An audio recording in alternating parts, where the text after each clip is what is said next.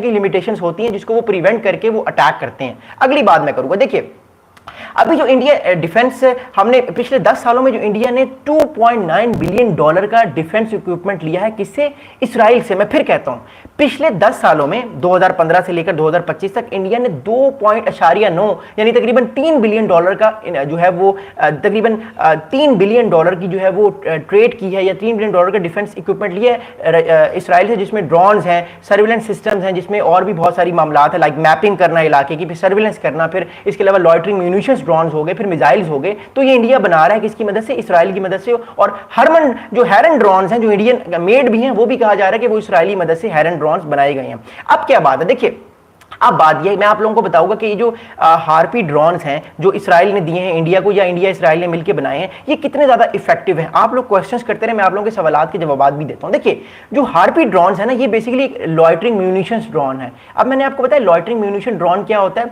ये ड्रोन उड़ के जा रहा है, मिसाल के तौर पर ये निशाना है, ये ड्रोन है। अब ड्रोन इस तरह एकदम से अटैक नहीं करेगा, इस पर कर भी सकता है, लेकिन ड्रोन क्या करेगा, ड्रोन उड़ के ना कभी इस इलाके में इधर जाएगा, कभी इधर जाएगा, कभी इधर जाएगा, वो उस पूरे प्रॉपर इलाके की सर्विलेंस करेगा कि इस इलाके में और कौन कौन सी जगह है जिसको मैं हिट कर सकता हूं। जब उसको लग जाएगा कि पता कि यहां पे कोई और जगह नहीं है, मैं सिर्फ इस जगह को हिट कर सकता हूं, तो वो या तो मिसाइल से हमला करेगा या फिर वो कामाकाजी स्टाइल में खुद अपने आप को तबाह कर देगा और इस इलाके को तबाह कर देगा। ये होते हैं हार्पी ड्रोन्स। अच्छा, ये ड्रोन्स बड़े जबरदस्त इसलिए भी हैं क्योंकि जो इनकी रेंज है वो तकरीबन 500 किलोमीटर है। ये 500 किलोमीटर तक दूर जाके अपने एनिमी को जो है वो अटैक कर सकते हैं। और मोर इंपॉर्टेंटली ये बड़े कॉस्टली होते हैं, क्योंकि ऑब्वियसली जब ये इतने जबरदस्त हैं तो ये कॉस्टली भी हैं। ये एक हार्पी ड्रोन जो है ये $4 मिलियन का है। एक हार्पी ड्रोन $4 मिलियन का है, और ये बड़ा जबरदस्त ड्रोन है, लेकिन ऑब्वियसली ये फिर महंगा भी बहुत ज्यादा है। इसके अलावा ये ऑलमोस्ट 32 किलोग्राम का वॉरहेड लेकर जा सकता है। इतना बड़ा वॉरहेड नहीं लेके जा सकता, लेकिन ये इतना बड़ा वॉरहेड लेके जा सकता है कि एटलीस्ट कुछ इलाके को ये तबाह कर सके, कई लोगों को ये मार सके।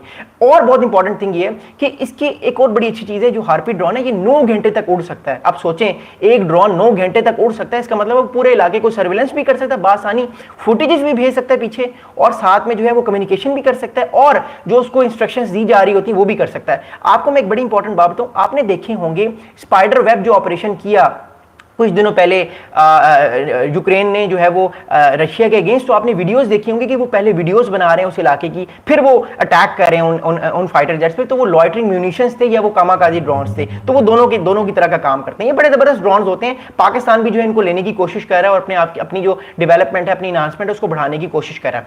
अब ये जो हार्पी ड्रोन्स हैं, इन ड्रोन्स ने जो है वो ऑपरेशन सिंदूर में हमने देखा कि भारत ने पाकिस्तान के अगेंस्ट इनको इस्तेमाल किया। पाकिस्तान ने ऑल दो बहुत सारे डिफेंड भी किए थे, बट ऑब्वियसली क्योंकि ड्रोन्स बहुत ज्यादा आ रहे थे इंडिया की तरफ से, तो कुछ वो नहीं कर सका, क्योंकि मैंने कहा ना हर डिफेंस सिस्टम की एक लिमिटेशंस होती हैं। इसी तरह जब पाकिस्तान ने भारत में बहुत सारे ड्रोन्स भेजे, तो भारत भी कई ड्रोन्स जो है वो इंटरसेप्ट नहीं कर सका और उसका भी नुकसान हुआ। अब अगली क्या चीज है वो मैं आप लोगों को बताता हूं। देखिए जो इस टाइम जो दूसरे ड्रोन्स की मैं आपको बात कर रहा हूं, जो दूसरा बहुत बड़ी मिलिट्री कैपेबिलिटी है, मैं उसकी बात कर रहा हूं, वो है एक बराक मिसाइल। अब बराक मिसाइल क्या है उसके बारे में आपको बताता हूं। देखिए पहली इंपॉर्टेंट चीज जो है कि जो बराक मिसाइल है, ये जो इंडिया और इसराइल ने मिलकर बनाया है, ये बराक मिसाइल जो है ये long range surface to air missile है, यानी सरफेस से एयर अटैक्स को रोकने की कोशिश करता है, या सरफेस या जमीन से अगर कोई ऊपर से कोई ड्रोन आ रहा है, अटैक आ रहा है, तो उसको रोकने की कोशिश करता है। ये डिफेंस के लिए काम आता है। अगली इंपॉर्टेंट चीज ये कि ये इंडियन एरोस्पेस इंडस्ट्री ने बनाया है और इंडियन डिफेंस रिसर्चर्स ने बनाया, मिलकर किससे? इसराइल की मदद से बनाया। इसका इंपॉर्टेंट जो रोल है ये है एयर डिफेंस मिसाइल सिस्टम। ये जो आने वाले अटैक्स होते हैं ना, ये इसको रोकने की कोशिश करता है। मोस्ट प्रोबेबली ये इंडिया ने S-400 सिस्टम्स में बराक 8 मिसाइल जो है लगाया था, ताकि अगर ऊपर से कोई अटैक आए तो इसको ये बासानी रोक सके। अगला इंपॉर्टेंट इशू ये है कि ये आने वाले अटैक को डिटेक्ट करता है, उसको ट्रैक करता है और फिर उसको डिस्ट्रॉय करता है। मिसाल के तौर पे एक जो है वो मिसाइल आ रहा है इंडिया के S-400 की तरफ, ठीक है।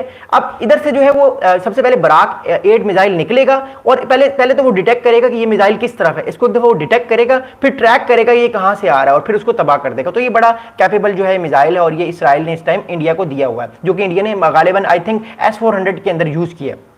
इसके अलावा जो इसकी टिपिकल रेंज है वो मैक्सिमम 150 किलोमीटर दूर तक ये अपने निशाने को तबाह कर सकता है। इसके अलावा इसका जो स्पीड है वो सुपरसोनिक स्पीड है, जो कि मैक 2 है, आवाज की रफ्तार से 2 गुना ज्यादा इसकी स्पीड है। तो it's a very good thing. अब देखिए मैं आपको एक बड़ा इंपॉर्टेंट बात बताऊं। देखिए एक बात तो अब तय होगी रीजन में कि इंडिया अपना जो असला है, अपना डिफेंस है, वो किस पे अब डिपेंड करेगा, या तो अमेरिका पे डिपेंड होगा या वो इसराइल पे अपने आप को डिपेंड करेगा। एक बात जो है वो तो तय है।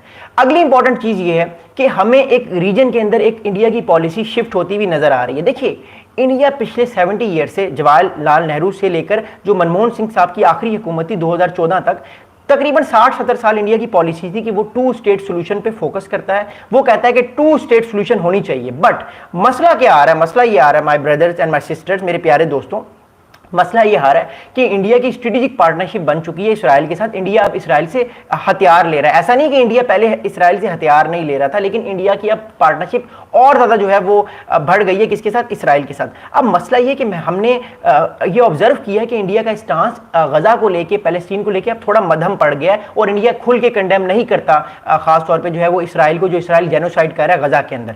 अगली क्या स्टेटमेंट है? अगली बात यह है, हमने एक और चीज़ भी नोट की है